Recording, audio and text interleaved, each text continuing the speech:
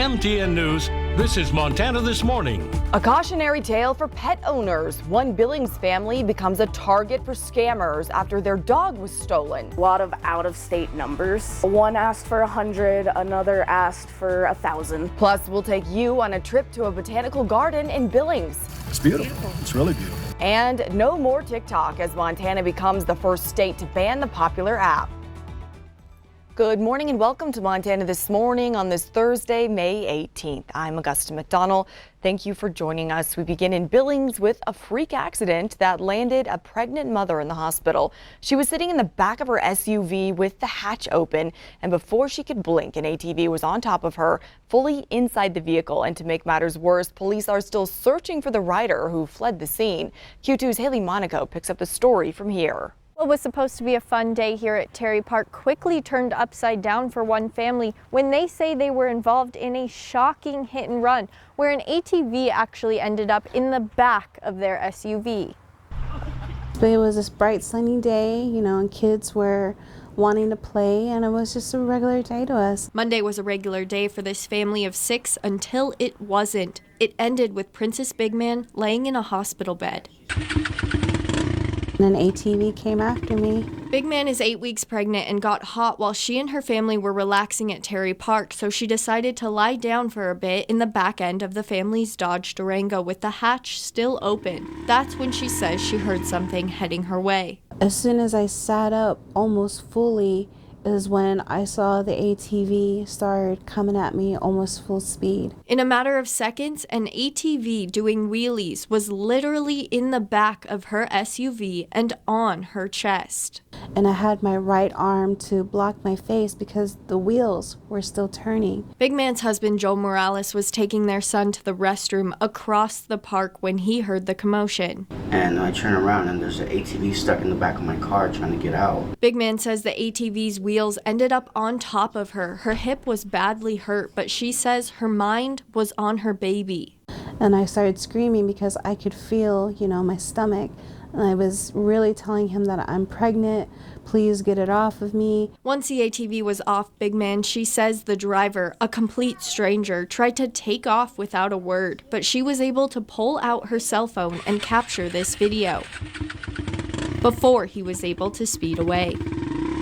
I caught a video because I didn't want to give out a wrong description because it happened so fast. Big Man and Morales are hopeful someone recognizes the man. She's grateful she's still pregnant and her baby appears to be okay. She's hopeful she'll soon be able to return home where she will have to use a walker because of her injuries. We're just going to see how we can move forward and build from here. In Billings, Haley Monaco, MTN News. Thank you, Haley. And Montana is topping national headlines this morning, becoming the first state to ban TikTok. Governor Greg Gianforte signed the ban into law yesterday, saying it's needed to protect personal, private, and sensitive data from being collected by the Chinese government. Senate Bill 419 prohibits app stores from offering it for download, but there's no penalty for TikTok users. It's set to take effect in January. The legislation is expected to face legal challenges, with a TikTok spokesperson claiming the law infringes on First Amendment rights. And Miller, we're going to talk weather here in a second, but we want to first let everybody know there's going to be a full-scale training exercise at the airport this morning. You'll see a lot of smoke coming from up there at about 9:45 a.m.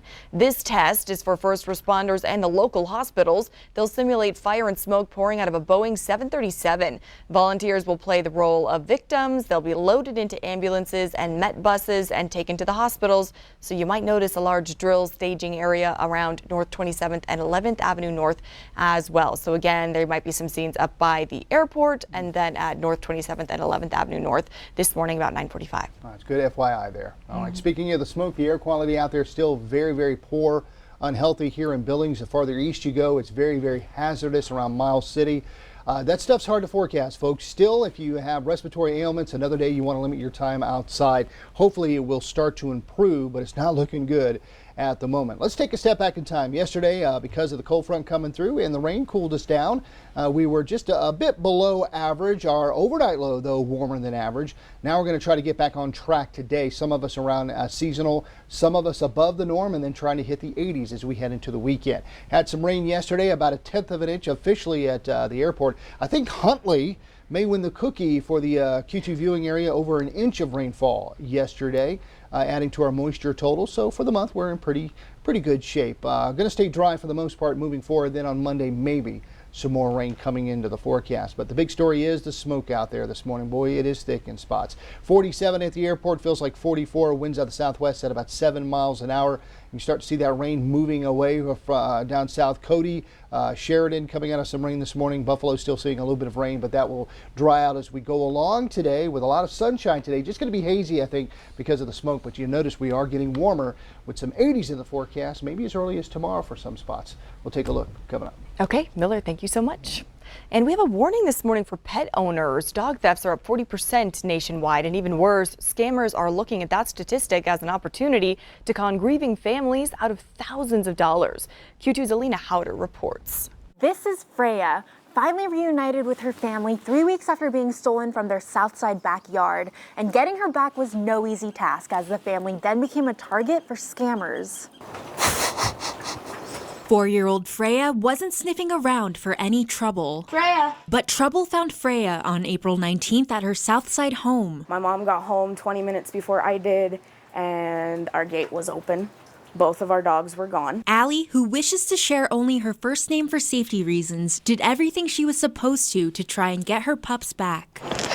Immediately, we jumped on to the Lost and Found Billings animal groups and started posting in there. Those posts to Facebook were both a blessing and a curse. One neighbor found her other pit bull nearby and returned him, but the search for Freya wouldn't be so easy. We had a few scammers try to reach out to us, a couple of them asking for verification codes, trying to get us to send them money, a lot of out-of-state numbers. One asked for 100, another asked for 1,000. Freya was stolen. In total, Allie says 5 scammers reached out to them hoping to get cash for Freya's return. At that point, Allie got Billings police involved and they tracked down the thief. They found out that she called animal control and had them take the dog from her property to the pound. Allie was reunited with Freya 3 weeks later, but unfortunately, incidents like this are on the rise.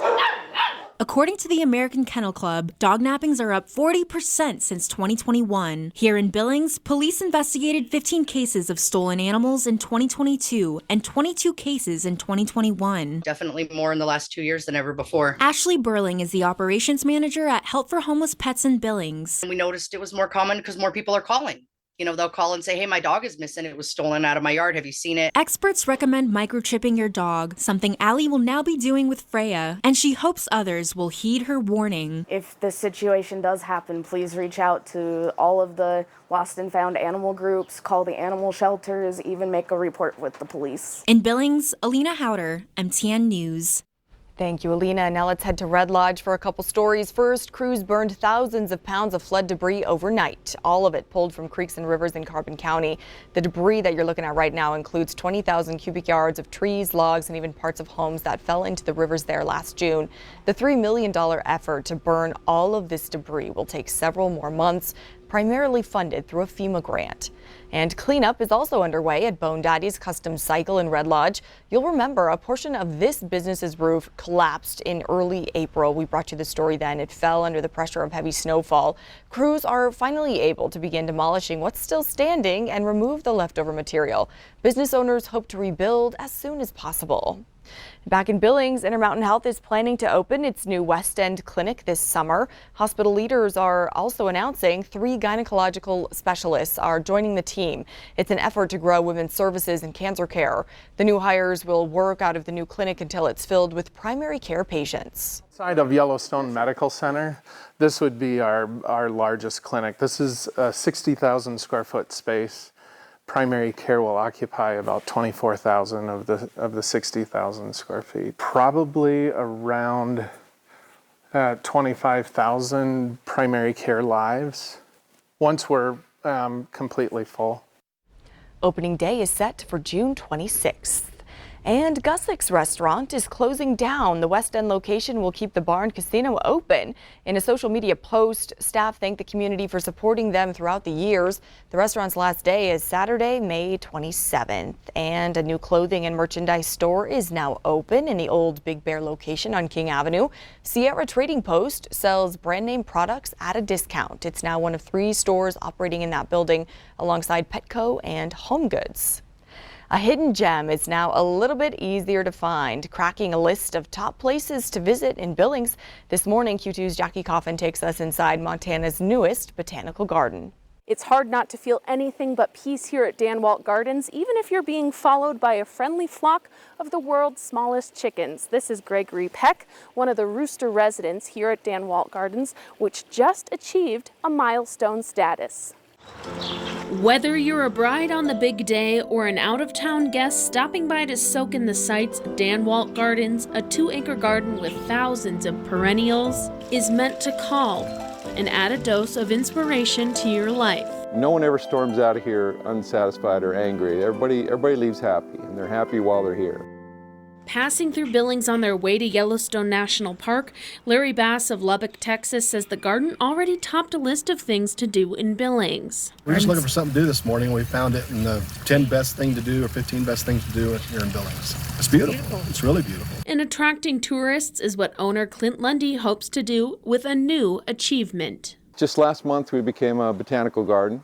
We've been working for it for a couple years. The Lundys purchased the backyard garden about 6 years ago and turned it into an event venue. And in April, Danwalt Gardens became an official botanical garden as designated by the American Public Gardens Association. And to do that, they had to check a few boxes. We have to have a certain amount of educational opportunities here in the gardens, and we do kids tours, and we have plant labels. To get botanical status, the garden must also maintain plant records, be open to the public on a regular basis, and have a full-time staff member. For Lundy, the hope behind the hard work is to put Danwalt Gardens on the map for garden lovers everywhere. It's kind of a big deal to become a botanical garden. There are certain tourists that travel through the country, and wherever they go, they look up and see if there's a botanical garden nearby. And Bass, a pastor who has officiated many weddings in Texas, sees the appeal. Listen, I'm a pastor, and this would be a beautiful place to have a wedding right over there. Yeah, I would love to do a wedding out here. And if the full garden tranquility experience isn't your cup of tea, Lundy says the chickens, a flock of Saramas, which is the smallest breed of chickens in the world, entertain as many visitors as the flowers. In Billings, Jackie Coffin, MTN News. Thank you, Jackie. And a new locally produced pasta is made in Montana through and through. Henry Kenna's Yellowstone pasta uses Montana flour from Montana wheat. It's now in stores and restaurants all over Billings. It's a passion project. Henry started out selling his noodles at Billings farmers markets. Town and Country Foods began carrying Yellowstone pasta last month with 4 different types in stock. Juliana's also uses it in several dishes. Kenna was able to purchase new equipment and ramp up production after seeing so much success in Billings. This is as close as you would get to something manufactured in Italy, 100% Durham semolina, 3-to-1 ratio. It's kind of like wet sand. Town and Country's manager says Yellowstone pasta is selling well and could soon be available in other store locations across the state. Still ahead on this Thursday morning, we'll meet another Special Olympics athlete who also serves an important role during this week's Summer Games. It's in the high 40s this morning, 6:13 a.m. You're watching Billings' only local morning newscast.